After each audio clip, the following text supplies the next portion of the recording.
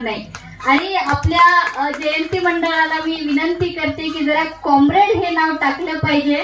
नक्कीच डॉक्टर टाकलंच पाहिजे, अभिमानास्पद आहे ते, परंतु कॉम्रेड आलं पाहिजे, कारण अण्णाभाऊ साठे हे कॉम्रेड होते। आता कॉम्रेड कुणाला म्हणतात मी फार डीप मध्ये जात नाही, परंतु आता आमच्या चिमुकल्यानं त्यांच्या भाषणातून सांगितलं की वाटेगाव मधून लहान असताना आर्थिक परिस्थिती बरी नसताना मुंबईचा रस्ता धरला, मुंबईला मग काय काय केले हे सगळं आपण वाचलं, वारंवार ऐकलं। अण्णाभाऊ साठेचा इथं इतिहास सांगत बसायला आज वेळ नाही, परंतु अण्णाभाऊ साठेचा इतिहास समजून घेत असताना मी त्यांचा इतिहास सांगणे की मोठी नाहीये आणि एका जयंतीतून अण्णाभाऊ साठे समजतील इतका त्यांचा इतिहास छोटा नाहीये। म्हणून या ठिकाणी आपण दरवर्षी ही जयंती साजरी न करता दर दिवसा त्यांची आठवण केली पाहिजे, त्यांचे स्वप्न उराशी बाळगून आम्ही जगलं पाहिजे।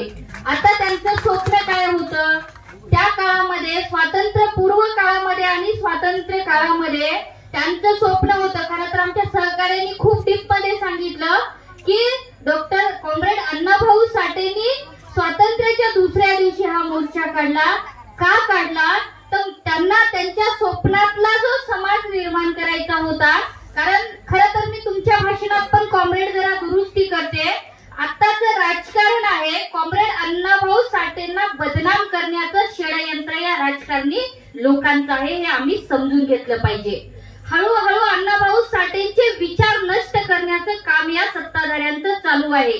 खरं तर या ठिकाणी आम्ही कोणत्याही पक्षाचे असो, या ठिकाणी आम्ही कोणत्याही संघटनांचे, कोणत्याही जाती धर्माचे असो, कॉम्रेड अण्णाभाऊ साठे या देशांसाठी फार मोठं योगदान होतं। त्यांना जर संपवत असतील, खरं तर कोणत्याच नेत्यांना, कोणत्याच महापुरुषांना संपवण्याचं काम सत्ताधाऱ्यांनी करू नये, परंतु आम्हाला राजकारण समजून घेता आलं पाहिजे। आम्ही आज गरीब का राहिलो तर आम्ही सर्रास आमच्या नशिबाला दोष देतोय, तर हे गरीब राहण्याचं कारण नशीब नाहीये। या सरकारमधल्या जे बसलेले बडे उद्योगपती असतील किंवा आम्ही निवडून दिलेले जे सत्ताधारी आहेत ते आमच्या विरोधातले धोरणं घेत आहेत, म्हणून आम्ही गरीब झालेलो आहोत। आज जयंतीच्या दिवशी अनेक पत्र आले, आम्ही जिल्ह्याची जयंती साजरी करताना खासदारांचे पत्र आले की आम्ही कॉम्रेड अण्णाभाऊ साठेंना भारतरत्न देण्याविषयी पत्र दिले। काय पत्र देण्याची गरज आहे? आणि सगळ्या खासदारांनी मिळून जर तिथे ठराव घेतला तर 0 मिनिटात भारतरत्न देऊ शकतात, परंतु हे सगळे नाटक आहे जयंतीच्या दिवशी तुमचे मत मिळवण्यासाठी। हे आम्ही वास्तव समजून घेतलं पाहिजे। आम्ही राजकारणाच्या खरं तर दूर असतो, महिला तर फार दूर असतात, परंतु आमच्या पुरुष लोकांना पण वाटतं की राजकारण आमचं नाहीये।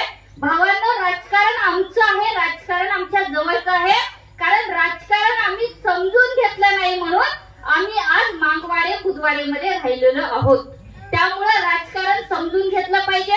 आपले जे राजकारणी आहेत, आपल्या समाजातले पण आहेत, 10% राजकारणी लोक आमच्या 90% लोकांचं नाव घेऊन तिथं केलेले आहेत वर, परंतु आम्हाला मात्र मागवाडे बुधवाडीच्या बाहेर काढायला त्यांच्याकडे वेळ नसते। आज पत्रिका बघितलेल्या आहेत, तर तुम्हाला खरंच वाईट वाटू देऊ नका।